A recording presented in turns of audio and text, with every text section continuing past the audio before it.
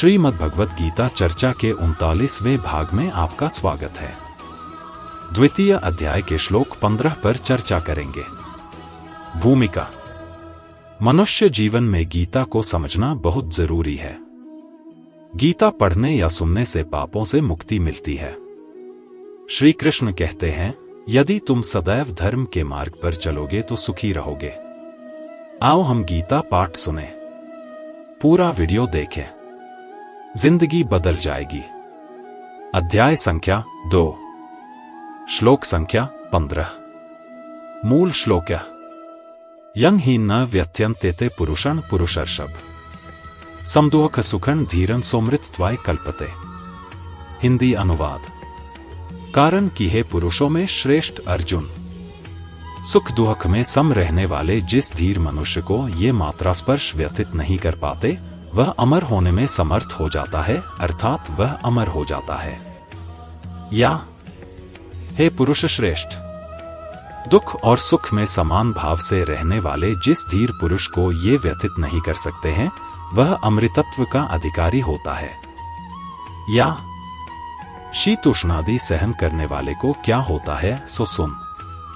सुख दुख को समान समझने वाले अर्थात जिसकी दृष्टि में सुख दुख समान है, सुख दुख की प्राप्ति में जो हर्ष विषाद से रहित रहता है, ऐसे जिस धीर बुद्धिमान पुरुष को ये उपर्युक्त शीतोष्णादि व्यथा नहीं पहचान सकते, अर्थात नित्य आत्मदर्शन से विचलित नहीं कर सकते, वह नित्य आत्मदर्शननिष्ठ और शीतोष्णादि द्वंद्वों को सहन करने वाला पुरुष मृत्यु से अतीत हो जाने के लिए यानी मोक्ष के लिए समर्थ होता है। हिंदी टिप्पणी। सुख और दुख को शांत भाव से सहन करने का नाम तितिक्षा है, जो उपनिषदों के अनुसार आत्म साक्षात्कार के लिए एक आवश्यक गुण है। इसी को ध्यान में रखकर भगवान श्री कृष्ण कहते हैं कि इस प्रकार की तितिक्षा से संपन्न व्यक्ति मोक्ष का अधिकारी बन जाता है। यहां मोक्ष का तात्पर्य अमृतत्व शब्द से किया है। इस शब्द से स्थूल शरीर का मोक्ष नहीं समझना चाहिए। यहां इस शब्द का उपयोग उसके व्यापक अर्थ में किया गया है। शरीर, मन और बुद्धि तथा इनके द्वारा प्राप्त सभी अनुभव मर्त्य और अनित्य ही हैं। इन उपाधियों के साथ हमारा तादात्म्य होने से इनके जन्म मरणादि धर्मों से हम प्रभावित होकर दुखी होते हैं। अमृतत्व का अर्थ है जो पुरुष अपने नित्य आत्मस्वरूप को पहचान लेता है, वह इन सब अनुभवों को प्राप्त कर उनके मध्य रहता हुआ भी शोक मोह को प्राप्त नहीं होता। उसे अपने अमृत स्वरूप का विस्मरण नहीं होता। गीता के द्वारा महान कवि व्यास जी भगवान श्री कृष्ण के माध्यम से हमें हमारे जीवन का लक्ष्य बताते हैं, पूर्णत्व की प्राप्ति। अल्पकाल के लिए प्राप्त इस जीवन में हमको इस लक्ष्य प्राप्ति के लिए प्रयत्न करना चाहिए। चिंतित हुए बिना प्रसन्नता पूर्वक जीवन में आने वाले सुख दुखादि कष्टों को सहन करने की सर्वोच्च साधना करने का इन परिस्थितियों में हमें अवसर मिलता है। तितिक्षा का अर्थ निराश उदास भाव से जो हो रहा है उसको सहन करना ऐसा नहीं है। यहाँ विशेष रूप से कहा है कि शीतोष्णादि द्वंद्वों में जिसका मन संभाव में स्थित रहता है, वह धीर पुरुष मोक्ष का अधिकारी होता है। यहाँ प्रयोजन निराश व्यक्ति की सहन शक्ति से नहीं, बल्कि जगत के परिवर्तनशील स्वभाव को अच्छी प्रकार समझ लेने से है। विवेकी पुरुष में यह सामर्थ्य आ जाती है कि सुख में उसे हर्षातिरेक नहीं होता और न दुख में अत्यंत विषाद। जब तक देह के साथ हमारी अत्यंत आसक्ति रहती है, तब तक उसमें होने वाली पीड़ाओं से हम विलग नहीं हो सकते और हम व्यथित हो जाते हैं। हृदय में प्रेम अथवा घृणा के भाव के प्रादुर्भाव से यदि शारीरिक कष्ट सहने की आवश्यकता पड़ती है, तो वह क्षमता हम में आ जाती है। पुत्र के प्रति प्रेम के कारण उसको शिक्षा आदि देने के लिए आवश्यकता पड़ने पर हम बड़ी प्रसन्नता से अपनी शारीरिक सुख सुविधाओं का त्याग करने के लिए तैयार हो जाते हैं। वह असुविधा हमें कष्ट नहीं पहुंचाती। इसी प्रकार बुद्धिनिष्ठ आदर्शों की प्राप्ति के लिए शरीर और मन के आरामों को भी हम त्याग देते हैं। विश्व के अनेक देशभक्त क्रांतिकारियों ने अपने देश की स्वतंत्रता के आदर्शों को प्राप्त करने के लिए अनेक कष्ट सहन करके अपने प्राणों की आहुति दी है। निम्नलिखित कारणों से भी तुम्हारे लिए उचित है कि शोक और मोह को छोड़कर तुम शांतिपूर्वक शीतादि को सहन करो। हिंदी व्याख्या। पुरुषर्षभ, मनुष्य प्रायः परिस्थितियों को बदलने का ही विचार करता है जो कभी बदली नहीं जा सकती और जिनको बदलना संभव ही नहीं। युद्ध रूपी परिस्थिति के प्राप्त होने पर अर्जुन ने उसको बदलने का विचार न करके अपने कल्याण का विचार कर लिया है। यह कल्याण का विचार करना ही मनुष्यों में उनकी श्रेष्ठता है। समदुःख सुखं धीरम, धीर मनुष्य सुख दुख में सम होता है।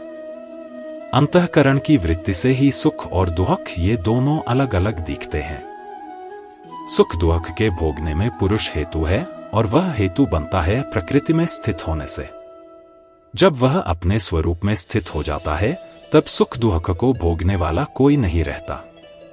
अतः अपने आप में स्थित होने से वह सुख दुख में स्वाभाविक ही सम हो जाता है। यं हि न व्यत्यन्तेते पुरुषम, धीर मनुष्य को ये मात्रा स्पर्श अर्थात प्रकृति के मात्र पदार्थ व्यथा नहीं पहुंचाते। प्राकृत पदार्थों के संयोग से जो सुख होता है वह भी व्यथा है और उन पदार्थों के वियोग से जो दुख होता है वह भी व्यथा है। परंतु जिसकी दृष्टि समता की तरफ है उसको ये प्राकृत पदार्थ सुखी दुखी नहीं कर सकते। समता की तरफ दृष्टि रहने से अनुकूलता को लेकर उस सुख का ज्ञान तो होता है, पर उसका भोग न होने से अंतःकरण में उस सुख का स्थायी रूप से संस्कार नहीं पड़ता। ऐसे ही प्रतिकूलता आने पर उस दुख का ज्ञान तो होता है, पर उसका भोग न होने से अंतःकरण में उस दुख का स्थायी रूप से संस्कार नहीं पड़ता। इस प्रकार सुख दुख के संस्कार न पड़ने से वह व्यथित नहीं होता। तात्पर्य यह हुआ कि अंतःकरण में सुख दुख का ज्ञान होने से वह स्वयं सुखी दुखी नहीं होता। सौमृतत्वाय कल्पते, ऐसा धीर मनुष्य अमरता के योग्य हो जाता है, अर्थात उसमें अमरता प्राप्त करने की सामर्थ्य आ जाती है। सामर्थ्य योग्यता आने पर वह अमर हो ही जाता है, इसमें देरी का कोई काम नहीं, कारण कि उसकी अमरता तो स्वतः सिद्ध है। केवल पदार्थों के संयोग वियोग से जो अपने में विकार मानता था, यही गलती थी।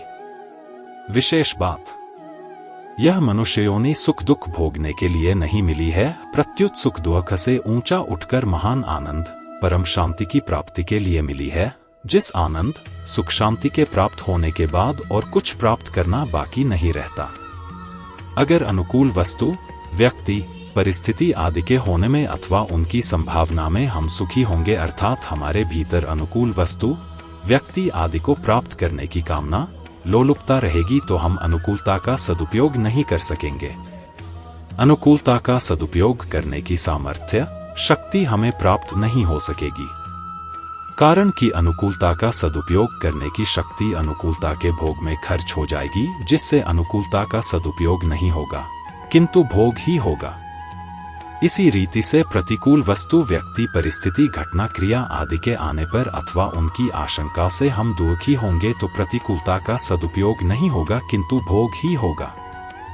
दुख को सहने की सामर्थ्य हमारे में नहीं रहेगी, अतः हम प्रतिकूलता के भोग में ही फंसे रहेंगे और दुखी होते रहेंगे। अगर अनुकूल वस्तु, व्यक्ति, परिस्थिति, घटना आदि के प्राप्त होने पर सुख सामग्री का अपने सुख, आराम, सुविधा के लिए उपयोग करेंगे और उससे राजी होंगे तो यह अनुकूलता का भोग हुआ। परंतु निर्वाह बुद्धि से उपयोग करते हुए उस सुख सामग्री को अभावग्रस्तों की सेवा में लगा दे तो यह अनुकूलता का सदुपयोग हुआ। अतः सुख सामग्री को दुखियों की ही समझे, उसमें दुखियों का ही हक है। मान लो कि हम लखपति हैं तो हमें लखपति होने का सुख होता है, अभिमान होता है, परंतु यह सब तब होता है जब हमारे सामने कोई लखपति न हो। अगर हमारे सामने हमारे देखने सुनने में जो आते हैं वे सबके सब करोड़पति हों तो क्या हमें लखपति होने का सुख मिलेगा? बिल्कुल नहीं मिलेगा। अतः हमें लखपति होने का सुख तो अभावग्रस्तों ने, दरिद्रों ने ही दिया है।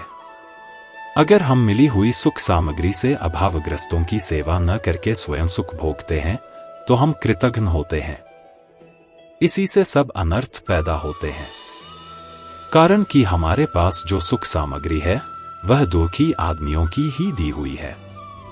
अतः उस सुख सामग्री को दुखियों की सेवा में लगा देना हमारा कर्तव्य होता है। अब विचार यह करना है कि प्रतिकूलता का सदुपयोग कैसे किया जाए। दुख का कारण सुख की इच्छा, आशा ही है। प्रतिकूल परिस्थिति दुखदायी तभी होती है जब भीतर सुख की इच्छा रहती है। अगर हम सावधानी के साथ अनुकूलता की इच्छा का, सुख की आशा का त्याग कर दें, तो फिर हमें प्रतिकूल परिस्थिति में दुख नहीं हो सकता, अर्थात हमें प्रतिकूल परिस्थिति दुखी नहीं कर सकती। जैसे रोगी को कड़वी से कड़वी दवाई लेनी पड़े तो भी उसे दुख नहीं होता, प्रत्युत इस बात को लेकर प्रसन्नता होती है कि इस दवाई से मेरा रोग नष्ट हो रहा है। ऐसे ही पैर में कांटा गहरा गड़ जाए और कांटा निकालने वाला उसे निकालने के लिए सुई से गहरा घाव बनाए तो बड़ी पीड़ा होती है। उस पीड़ा से वह सिसकता है, घबराता है, पर वह कांटा निकालने वाले को यह कभी नहीं कहता कि भाई तुम छोड़ दो, कांटा मत निकालो। कांटा निकल जाएगा, सदा के लिए पीड़ा दूर हो जाएगी। इस बात को लेकर वह इस पीड़ा को प्रसन्नता पूर्वक सह लेता है। यह जो सुख की इच्छा का त्याग करके दुख को, पीड़ा को प्रसन्नता पूर्वक सहना है, यह प्रतिकूलता का सदुपयोग है। अगर वह कड़वी दवाई लेने से, कांटा निकालने की पीड़ा से दुखी हो जाता है, तो यह प्रतिकूलता का भोग है जिससे उसको भयंकर दुख पाना पड़ेगा। यदि हम सुख दुख का उपभोग करते रहेंगे तो भविष्य में हमें भोग्योनियों में अर्थात स्वर्ग, नरक आदि में जाना ही पड़ेगा। कारण कि सुख दुख भोगने के स्थान ये स्वर्ग, नरक आदि ही हैं। यदि हम सुख दुख का भोग करते हैं, सुख दुख में सम नहीं रहते, सुख दुख से ऊंचे नहीं उठते, तो हम मुक्ति के पात्र कैसे होंगे? नहीं हो सकते। 14वें श्लोक में भगवान ने कहा कि ये सांसारिक पदार्थ आदि अनुकूलता प्रतिकूलता के द्वारा सुख दुख देने वाले और आने जाने वाले हैं, सदा रहने वाले नहीं हैं, क्योंकि ये अनित्य हैं, क्षण भंगुर हैं। इनके प्राप्त होने पर उसी क्षण इनका नष्ट होना शुरू हो जाता है। इनका संयोग होते ही इनसे वियोग होना शुरू हो जाता है। ये पहले नहीं थे, पीछे नहीं रहेंगे और वर्तमान में भी प्रतिक्षण अभाव में जा रहे हैं। इनको भोग कर हम केवल अपना स्वभाव बिगाड़ रहे हैं, सुख दुख के भोगी बनते जा रहे हैं। सुख दुख के भोगी बनकर हम भोग्योनि के ही पात्र बनते जा रहे हैं। फिर हमें मुक्ति कैसे मिलेगी? हमें भुक्ति की ही रुचि है, तो फिर भगवान हमें मुक्ति कैसे देंगे? इस प्रकार यदि हम सुख दुख का उपभोग न करके उनका सदुपयोग करेंगे, तो हम सुख दुख से ऊंचे उठ जाएंगे और महान आनंद का अनुभव कर लेंगे। संबंध अब तक देह देही का जो विवेचन हुआ है, उसी को भगवान दूसरे शब्दों से आगे के 3 श्लोकों में कहते हैं। आज का सत्र यहीं समाप्त होता है। श्री कृष्ण के साथ रहो। जय श्री कृष्ण।